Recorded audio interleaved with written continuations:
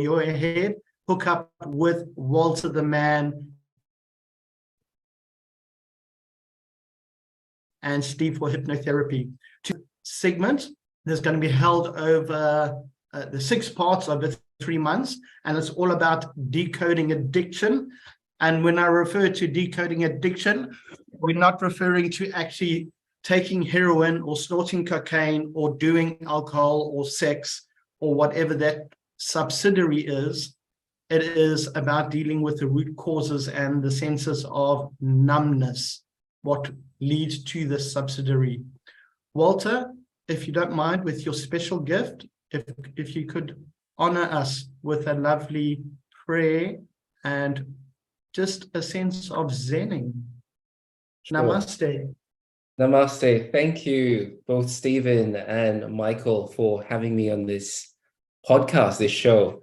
It is a pleasure. It is an honor to participate in your vision to bring about an understanding of what is a primal wounding or an expression of a primal wounding, and to find ways perhaps to help people to unravel that wound, bring it the love, and bring it the healing. So with that, I invite you to close your eyes, perhaps place your hands over your heart, become aware of your breath as you draw your breath to your heart in conscious mindfulness. Hold it there for a moment, and with your out breath, gently direct your attention to your feet. Take another breath all the way to your heart, this time allowing yourself to feel the gratitude to be in this moment, to be in this circle with brothers and sisters around the world. Feel that connection for a moment, and then release by gently feeling and bringing your attention to your feet. Again, bring another breath to your heart, this time gifting yourself with a sense of love for self. For after all, our journey back to self is the journey back to the recognition that we deserve love and that we can receive love. Hold that moment, hold that feeling, hold that awareness for a moment. And as you release that breath, allowing yourself to feel your feet, know that you are energetically setting your intention into the very cellular fabric of your being. So allow yourself to maintain that presence with your heart. I call upon our guides, our angels, our spiritual teams, for each and every one of us within this circle, both seen on camera and those who will join us later on. Hold us in a loving container of love, allowing the necessary inspirations, guidance, insights to flow through uninhibited, unbiased by personal opinions, but one that is guided through the faculty of our love and our calling to be of service to one another.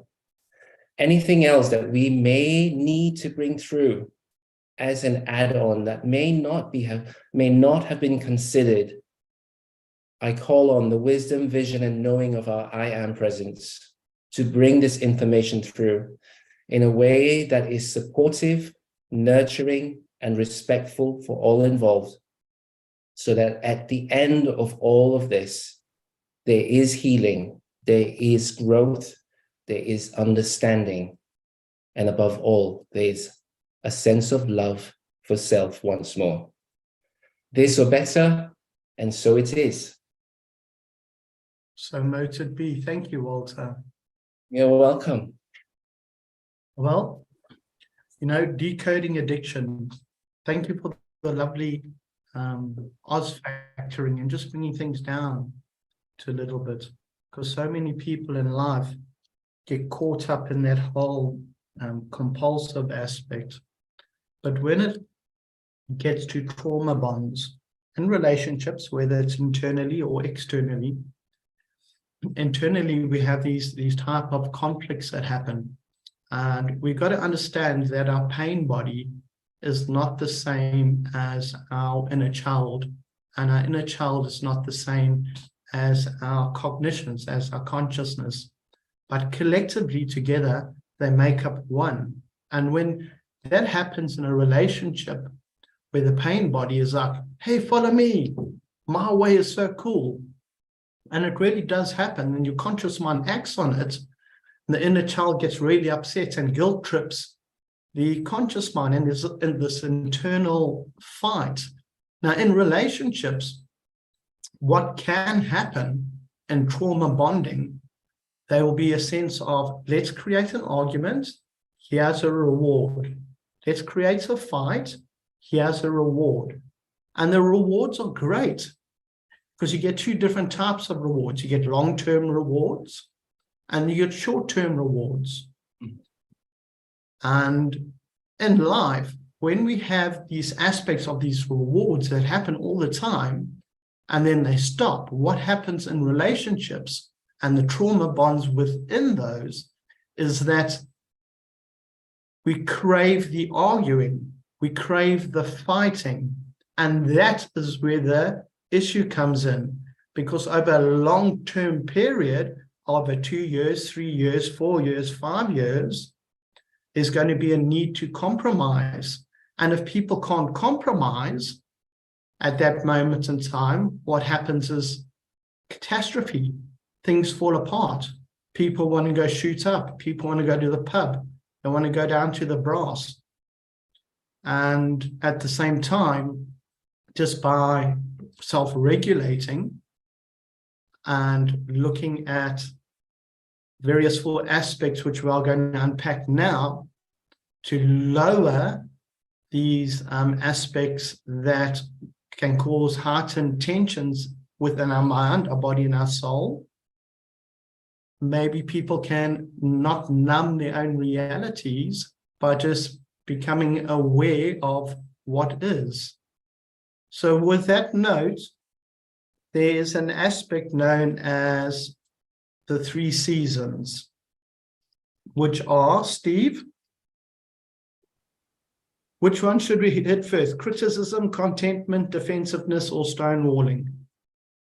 You know, those shields. Or would you like to discuss the trauma bonding a little bit more and getting a little bit of a more? Well, one thing came to me, and that was that there's something that you said about emotional regulation, self-regulation, and that's something that most people aren't aware of, right? We don't even bring that into that realm of consciousness of that we can exert upon our life experience this intention or influence of consciousness, and that is a huge realization that we can choose the way that we feel about who we are. We can define who we are, and we can understand that experience. And so what you're sharing about self-regulation, I mean, we could have that whole conversation just on that ability. So let's go into the concept that comes to you that highlights, you know, this journey of understanding. Well, with self-numbing and the need to prove one's self-worth, it's quite a challenging one, because for argument's sake, say you're in a relationship and your partner is she criticizes you all the time, then your self-esteem drops. Then you go down to the pub, or you go to a club, and now you need to be someone else to, well, prove your own self-worth. So not being authentic in itself. And that is the basis of trauma bonding, understanding that internal dialogue between your conscious mind, between your mind, body, and your soul, and having them communicate and realizing, hold on one second, pain body, you're being a bit naughty now. Go sit in the naughty corner for a little bit, because our inner child and the consciousness need to have a dialogue and discuss how we're going to allow you to operate in this vessel, in this body, in this space and time, so we can have a common goal. So you said something that really resonated with me, and I think this would be a great time to bring Walter in to talk about it. But it was this realization of proving your self-worth. When you said that, proving your self-worth, and to me that's fascinating, because when we have a severe life experience, this awakening life experience where we shift our pattern of thinking, right? We go through something that's either so painful or something that we decide we're not going to think this way, we're not going to feel this way, we're not going to be this way anymore. And we open up to the possibility that we can do this self-regulation and this control. When we do that and open up to this possibility and recognize, these personas within us, these, the inner child, the spiritual side of us, all of that, we realize that there is no such thing as proving your self-worth, that we all have inherent worth. And it's an illusion to think that we are anything other than that. And so I'd like to get Walter's input on that, because that's a key thing. You would never do anything to harm yourself. But a lot of times we live in pain. We're hurting ourselves intentionally because we're living in this pain body.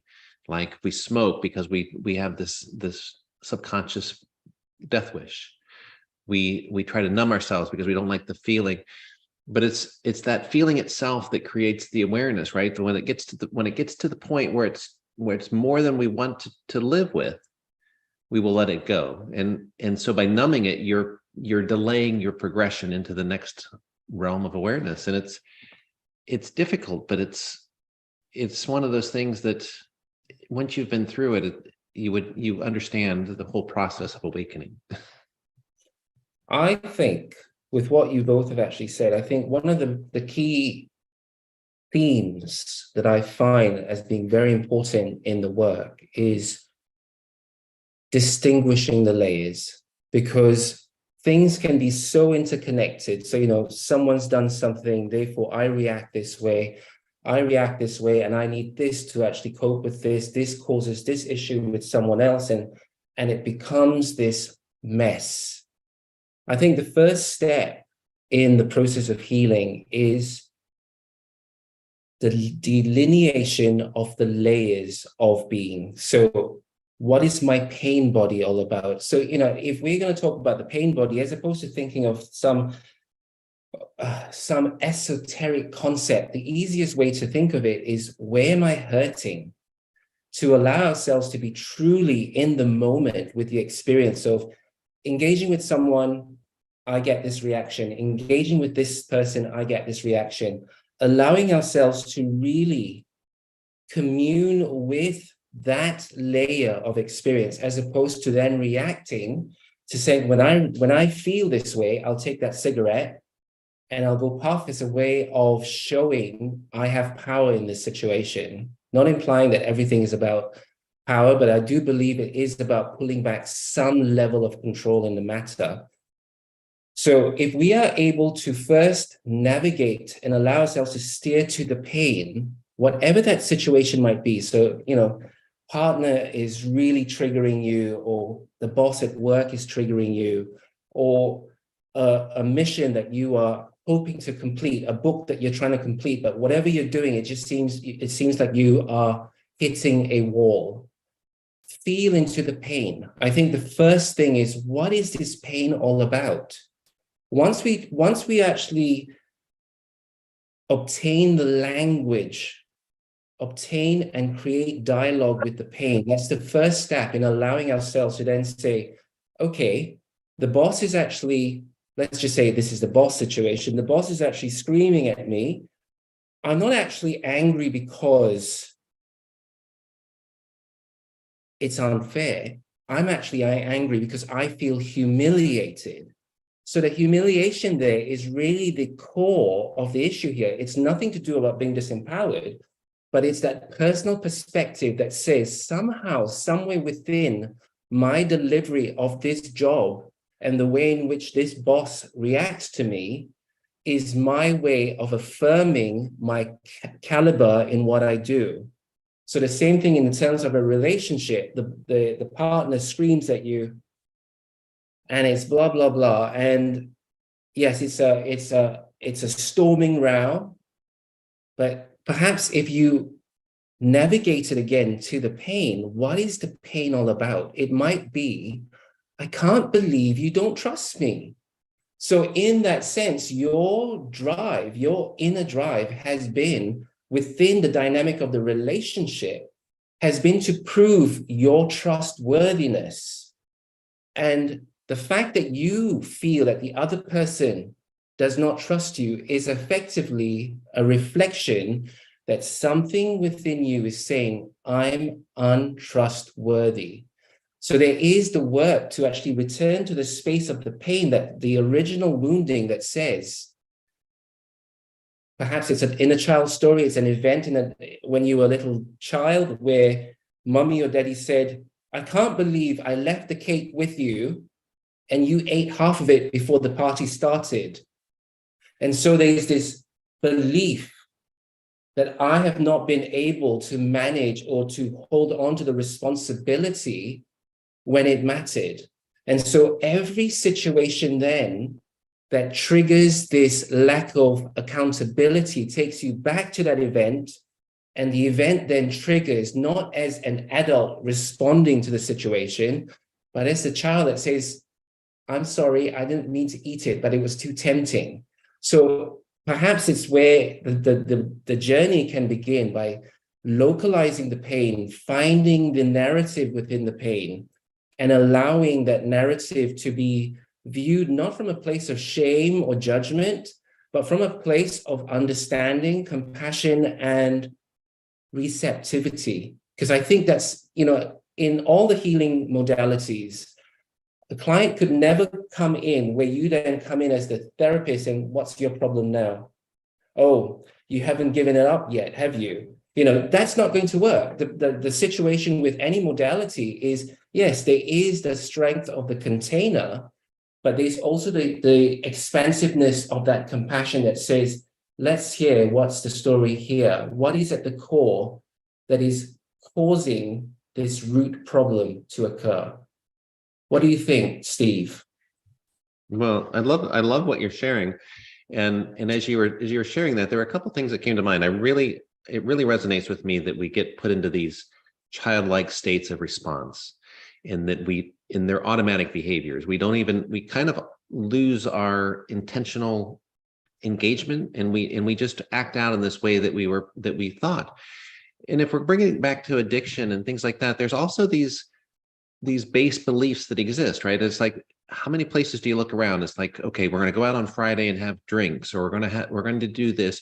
If you have a gathering, you bring alcohol in, or you bring something else in.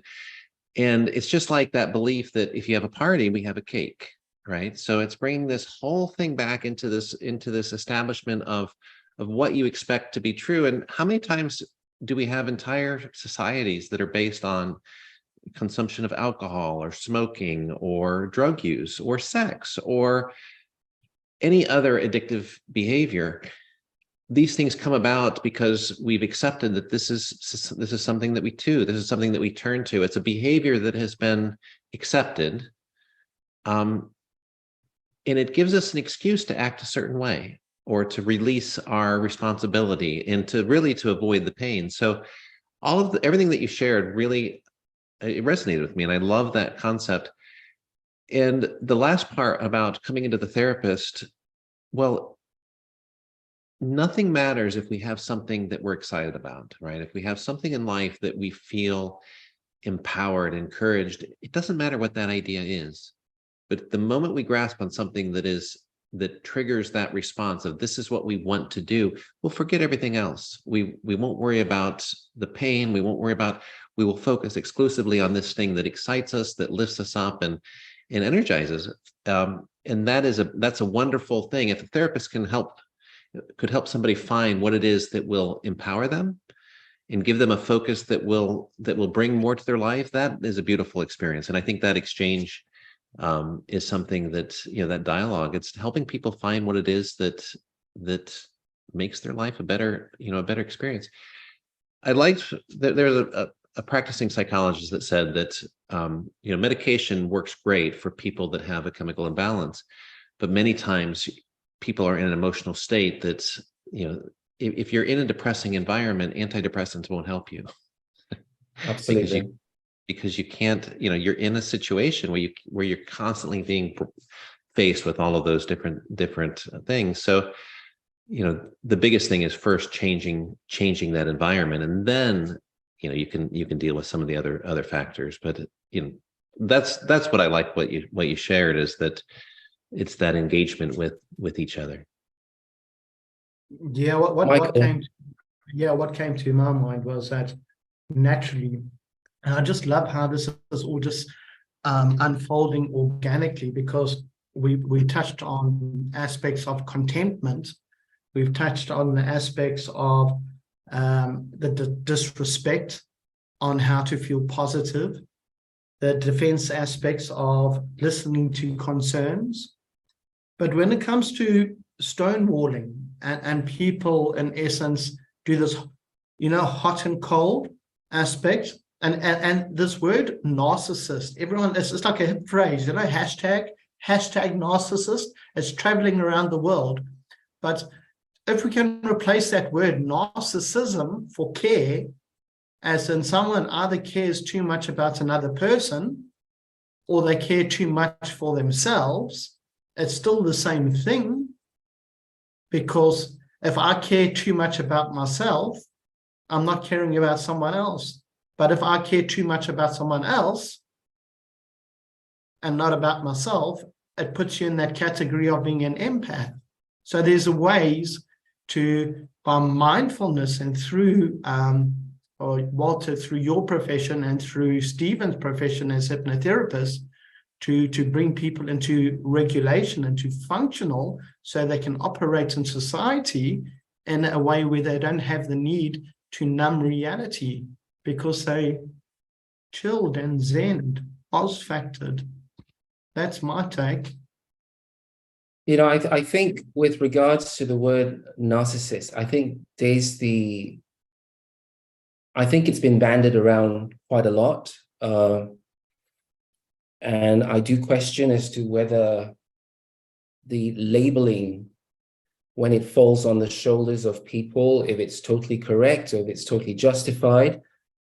But from an energetic point of view, the characteristics of a narcissist, there is what almost seems like a kind of a bypassing of the heart function. It's not that they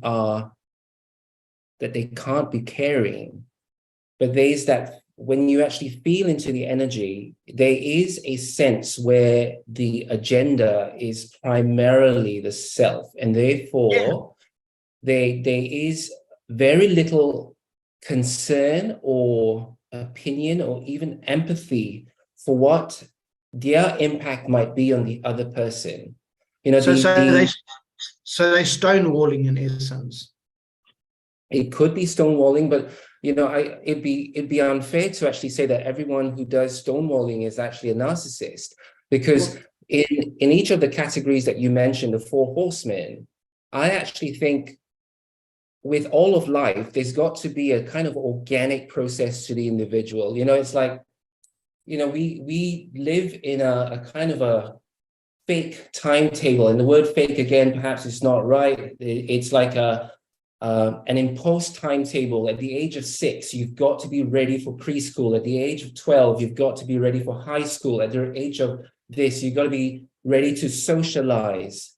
But when we put everyone into a box, then everyone ceases to function as a unique individual with unique timings, with unique calibers, with unique gifts. So you could actually have a strategist who has a war, and let's just say someone who works in the army. I'm not saying this is in no way demeaning anyone who works in the army, but someone who says, I have very little impact, or I'm impacted very little by the decisions that I make, that all I'm thinking about is the strategy of my battalion.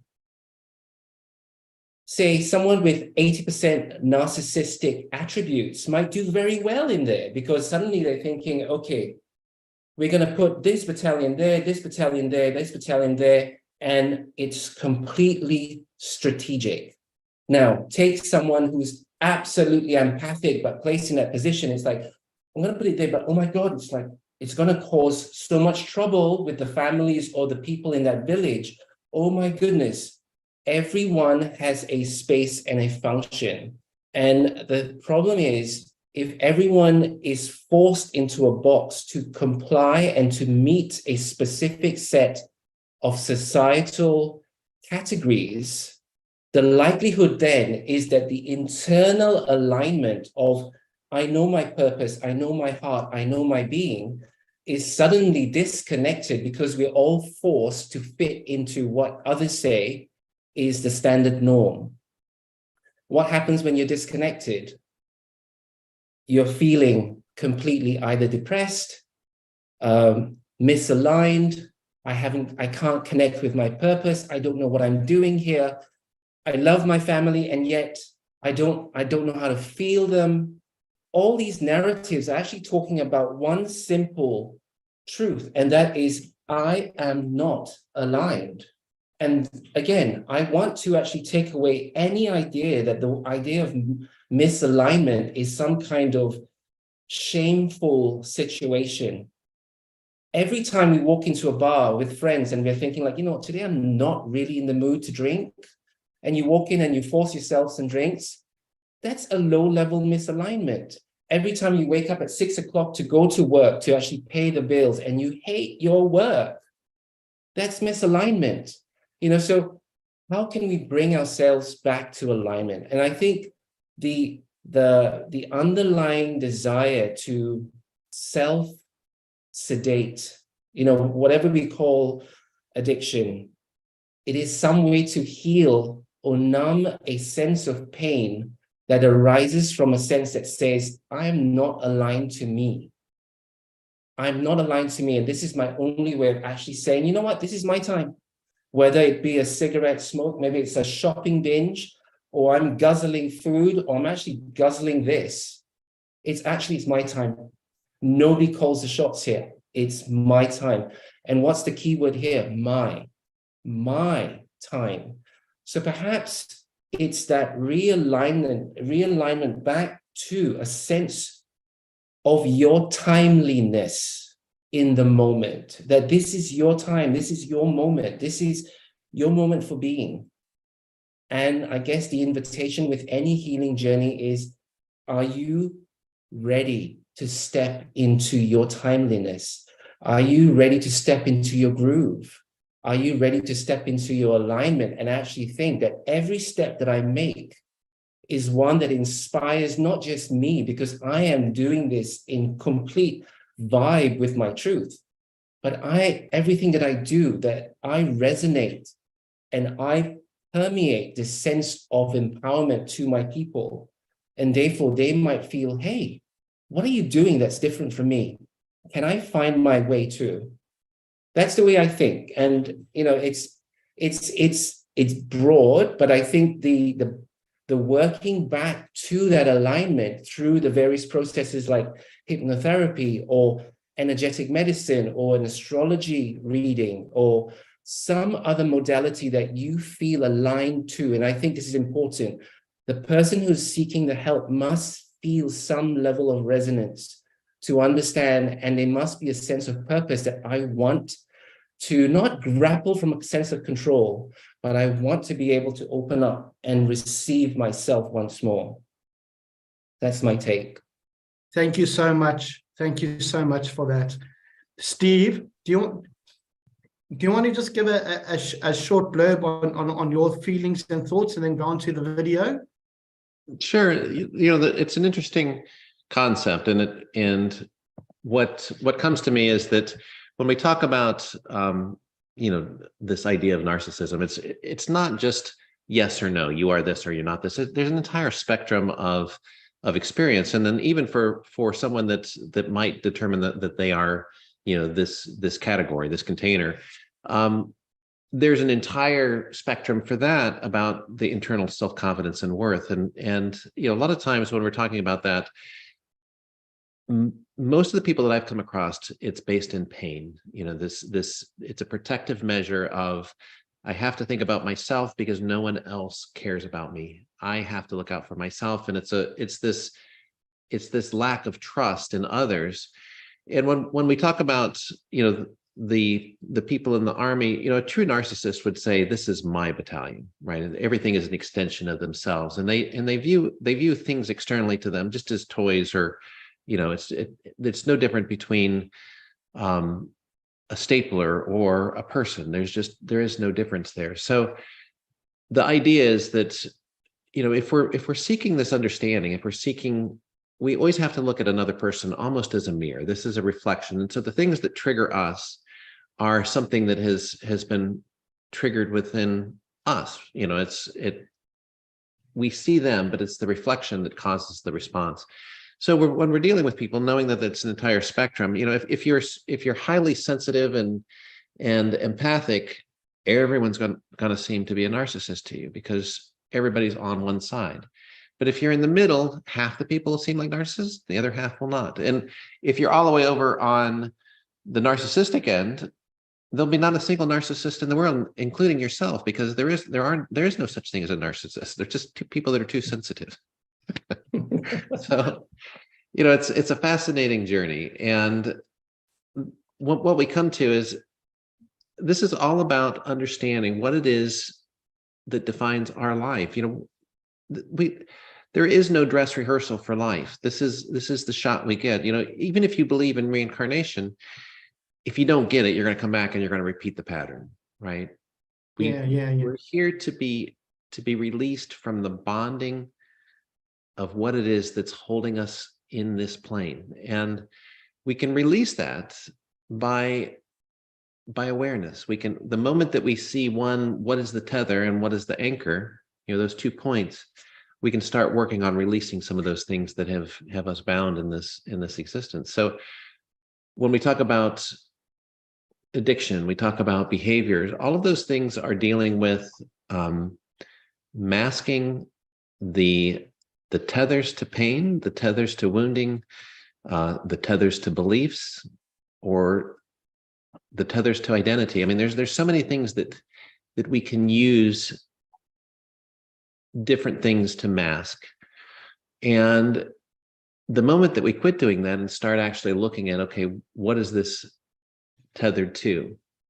Or what is actually this tether made of? Is it a belief? Is it a feeling? Is it a response? And just start unraveling that whole experience of life. That, I do believe, is where we can start, you know, stepping into the self-regulation. We can choose what it is that we want to do. And in that, self-identity is a big part of it, because like with even smoking cessation, you know, I always tell people, you don't say that you're trying to quit smoking. Just say, I'm a non-smoker who happens to smoke.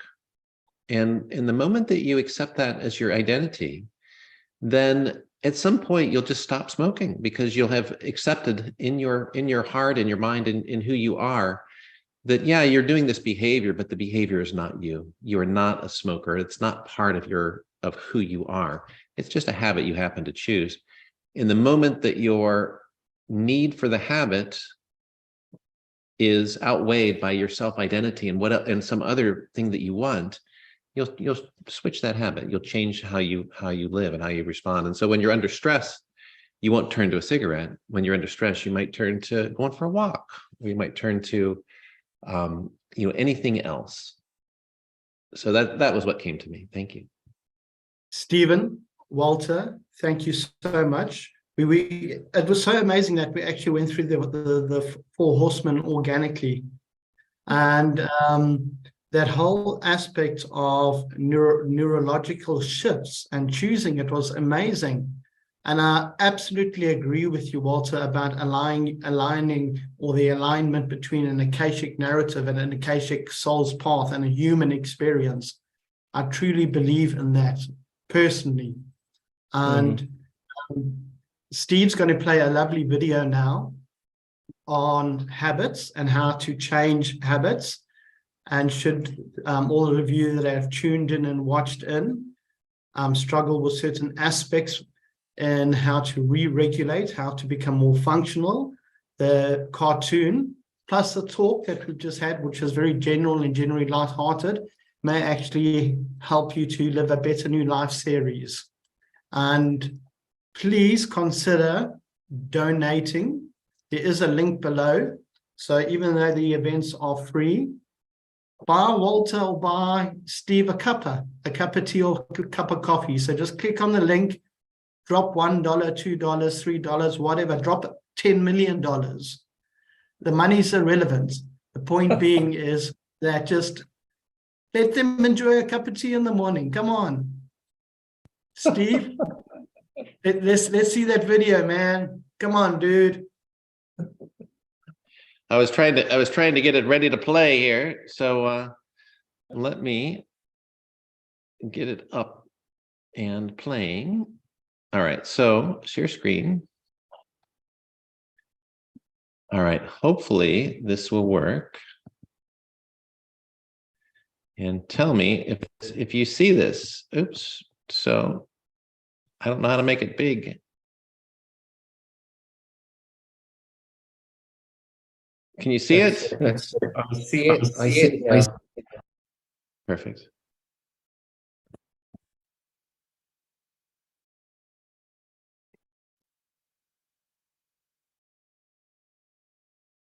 A habit is a fixed way of thinking that leads to automatic behavior. The benefit is we don't have to rethink again and again what to do. It just happens and can have good side effects. But a bad habit can also hurt us or hold us back from progressing. Although, like anything, we can learn and unlearn them. But first, let's try to understand where they come from. Habits are made by experiences creating fixed ways of thinking inside our brain. To explain this, let's compare what happens inside your brain to what happens on a farm. There is a farmer named Joe, his vegetable garden, the chicken shed, and a mailbox. Every morning, Farmer Joe first walks to the vegetables, then checks on his chickens, then collects his mail, and then walks back to the house. After a few days of this routine, his trace becomes more visible on his farm. After a few months, the trace becomes fixed pathways, not only on his farm, but also inside his brain.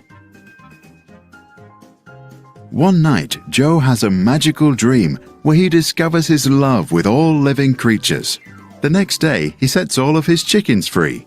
The funny thing is though, instead of adjusting his behavior, he still walks blindly from the vegetable garden to the chicken shed. The trace on the ground and inside Joe's brain is now just too deep. To leave the path of habit, we have to go down a new road. This takes time and multiple repetitions of our new desired behavior and willpower to keep going.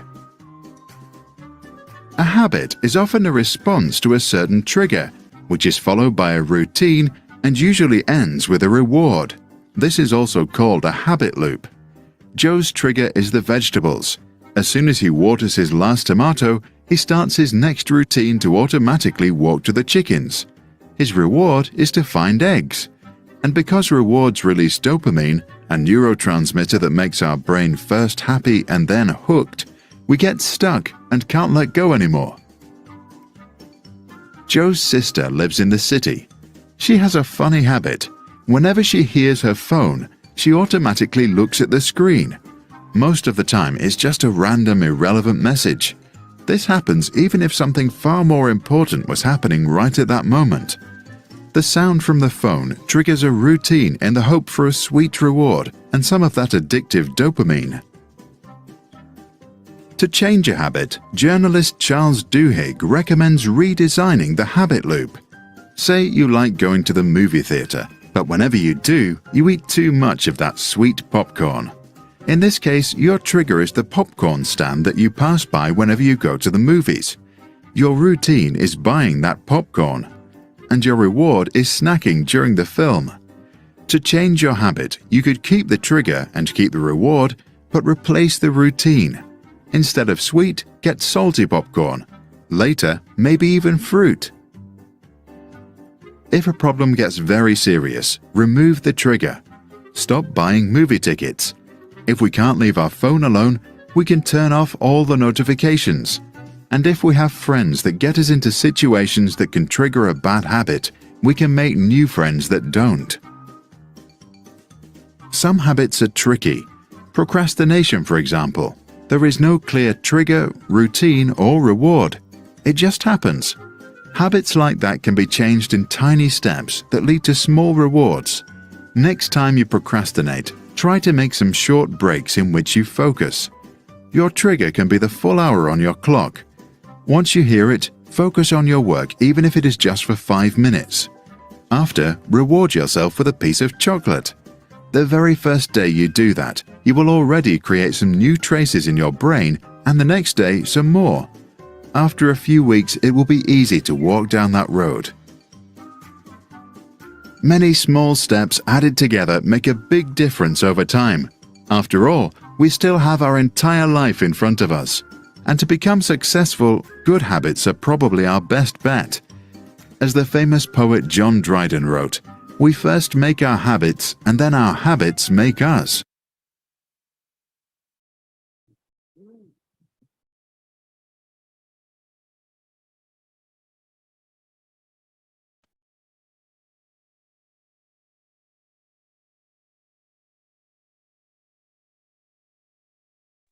You're muted, Michael. Oh, there we go. Well, once again, guys, huge respect, huge gratitude, and thank you for Walter just re-embracing the association of alignment between our mind, our body, and our soul. And Stephen, you rock, dude.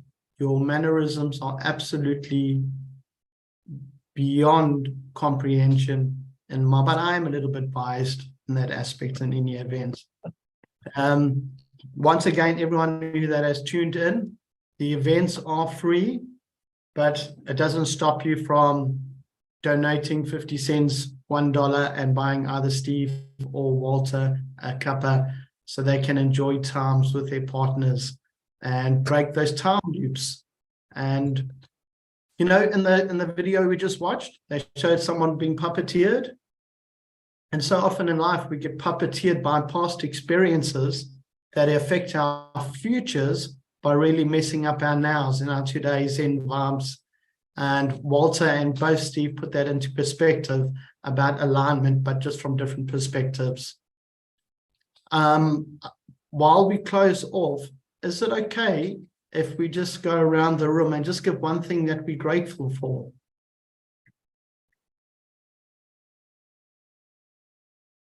Steve? Anyone can start.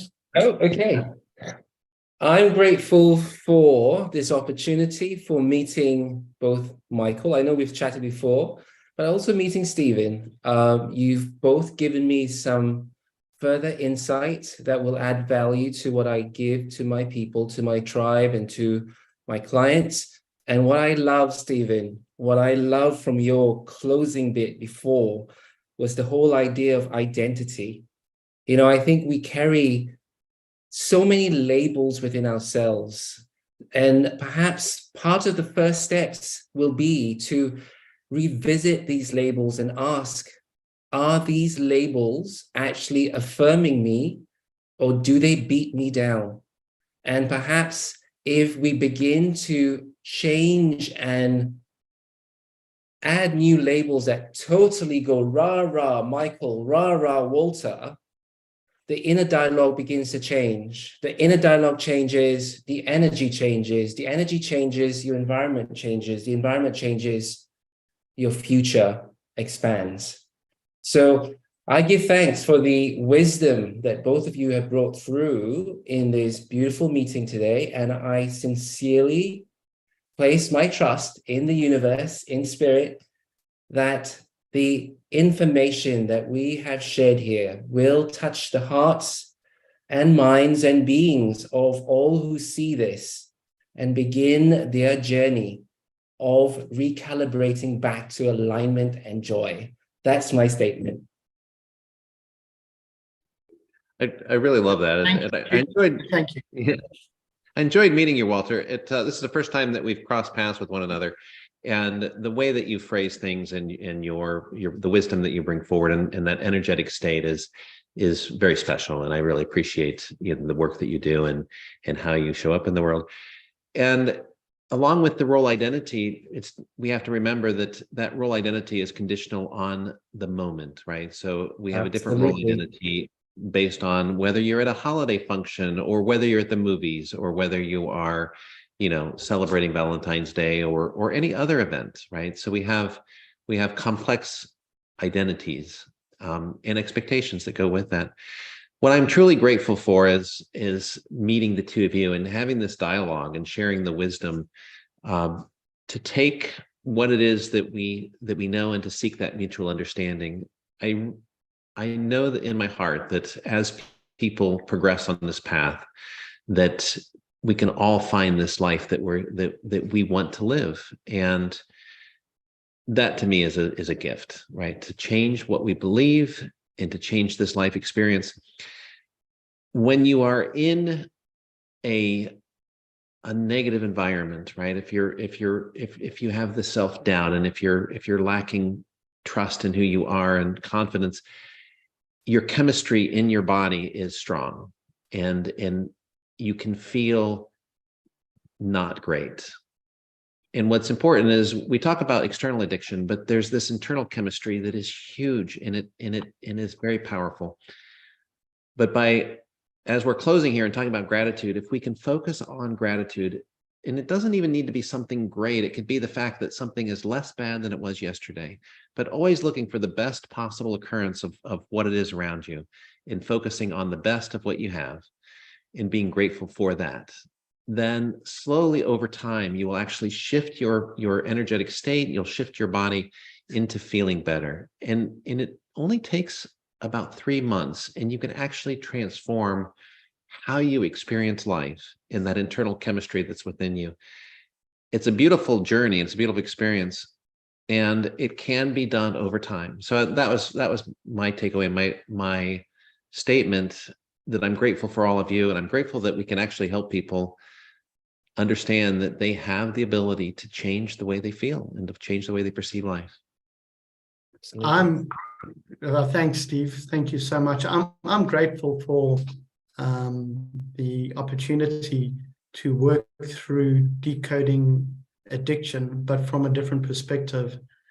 And for this specific episode, I'm super grateful for the antidotes that have been given by Steve and by Walter. So if we had to take criticism, for argument's sake, to shift it down to say, I am worthy of this, with that whole bit with the boss always complaining, to reshift it to positive aspects. When someone stonewalls you, take time out, go for a walk. And when we have all this defense, what's it, defensiveness, when we put these walls up, it's nice just to talk and communicate. And I'm super grateful for us all just saying what we're thankful for. And I encourage all that watch this to do it at a dinner table with your family, just to say one thing that you're grateful for the day. Thank you very much, everyone. Thank you, Michael. Thank you, guys. And there was one thing, we could go on forever, but the one thing about awareness is, as you are feeling those feelings, the journey of awareness is one, just noticing what you're feeling, right? Don't judge it, just notice how it feels and what you're experiencing.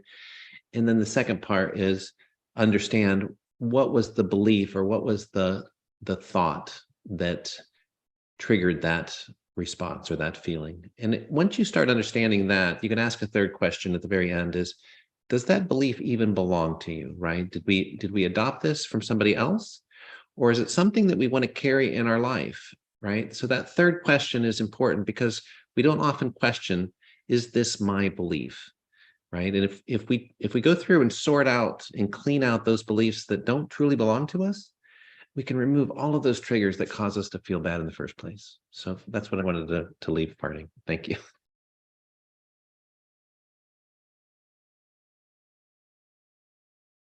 You're muted, my friend. Thanks, everyone. We're going to do it again in two weeks' time. So there's 6 episodes in total with fabulous speakers from around the world, and yeah, let's connect as one tribe. Absolutely. Go well.